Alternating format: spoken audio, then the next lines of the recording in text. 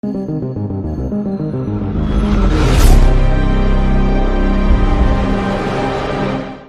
taonay dia miara-manondro ala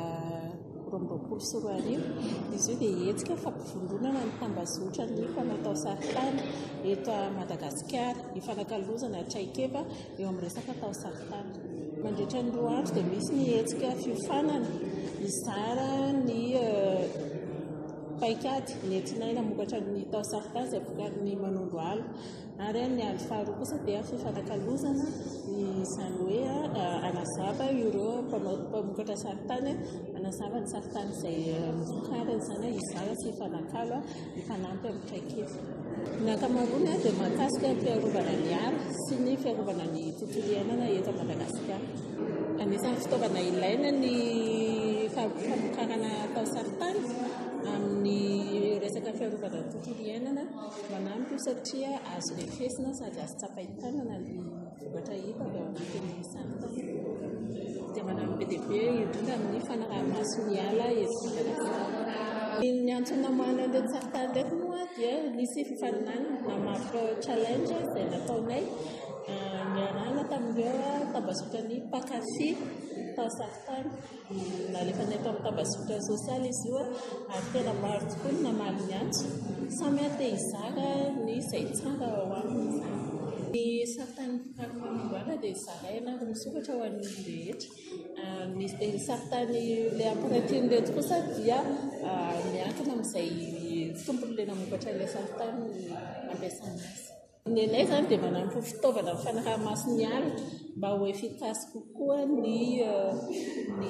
paikady entina miaro ny ala. Mahazava-dehibe ny famokarana saritany amin'ny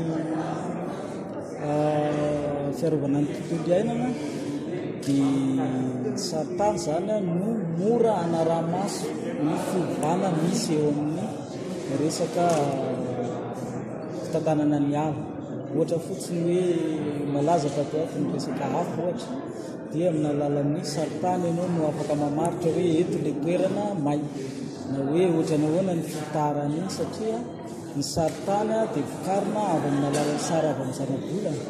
ka ny sary avy amin'ny zana-bolana amin'izao fotoan'izao ny fanontsoan'ny teknôlôjia izao dia presque misy foana mba tsy tenenako hoe efa isan'andro dia efa presque manakaiky an'izay, izany hoe efa hoe azo be sy ny maro kirakiraina, izany hoe efa tsy lafo viditsiny izany fa presque hoe mety hoe ny fotoana andehananao cyber raha tsy manana connexion ianao no izay no mahazava-dehibe anazy izany ahafahanao manara-maso an'ilay fivoarana izay ala tantaninao. Manondro ala izany tsy vitany hoe mamokatra ihany fa mizara ihany koa ny fomba famokarana saritany. Dia anisan'izay izao événement karakaraina izao, izany hoe misy amin'ireto mpandrainjara reto efa nisitraka fiofanana tany aloha dia navondrony zareo dia ohatran'izao ny sanganasany zareo hoe taorian'ny formation izany zareo dia efa mahay hoe mamokatra saritany, dia mbola ampiana ihany koa izany zareo amin'ny hoe ahoana no mba hahafahana tsy matoritory izany rehefa nahazo an'izay fiofanana izay, mba mampiasa sy fampizara entre-an'izy izany izy. Ny mpanjay anjara ireo dia azo lazaina hoe avy amin'ny lafivalonynosy, izany hoe misy ny avy any Digoto mety, misy ny avy any Morondava, misy ny avy any Moramanga, misy ny avy eto ampovoantany, dia izy ireo presque misehatra amina resaka fitantanana ny ala, izay zany izy presque misehatra amin'izay aby. Dia misy ihany koa ny avy amin'ny université, izany hoe mpianatra. Ny asan'ny manondro ala dia mizara roa. Voalohany dia izy manao resaka fanarenana ny ala, izany hoe miara-miasa mivondron'ilay fotony izy amin'izay resaka fanarenana ny ala izay, dia miezaka koa izy isy ny fifandraisana eo amin'ny samy mpanarina ny ala, izay ray. Dia faharoa dia manao resaka tao-saritany ihany koa izy, izany hoe mamolavola tao-saritany izy dia avy eo izy mizaran'izay fanaovana tao saritany zay zany hoe vita zany le saritany mbola mifanina indray le olona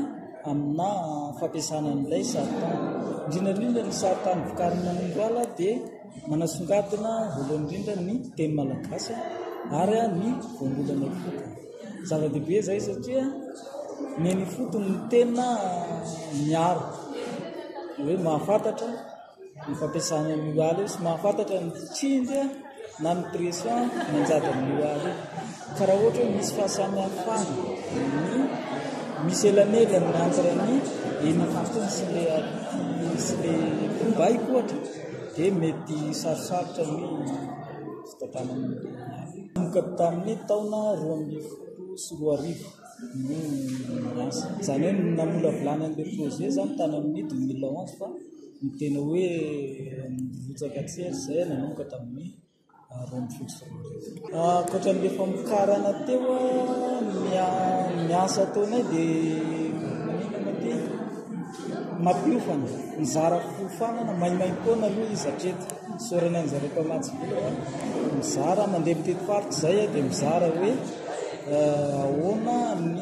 anampiana an'ireo olona eny fotony mba haya mampiasa satria mivoatra be izy resaka teknôlôjia ary presque efa mifantoka amin'ny daholo ny fitantanana rehetrarehetra mifantoka amin'ny daholo dia ezana zany mba famin'ireo olon'ireo mba aharaka ny fiovan'ny teknôlôjia